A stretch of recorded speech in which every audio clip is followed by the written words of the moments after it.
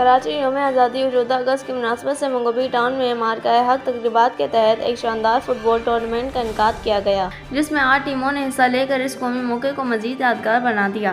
اس tournament کا بنیادی مقصد نوجوانوں کو صحت مند، مثبت اور تعمیری سرگرمیوں کی جانب راغب کرنا تھا۔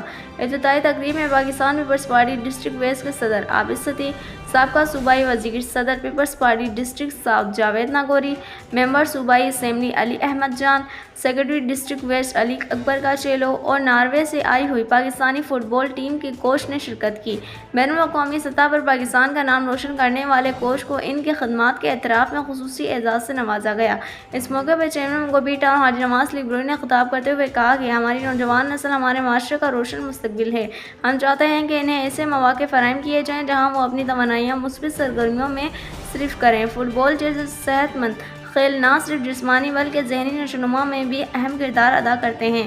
منگوبی ٹاؤن میں ایسے مزید ایونٹس کا انعقاد کیا جائے گا تاکہ ہماری یوتھ مزید فعال ہو۔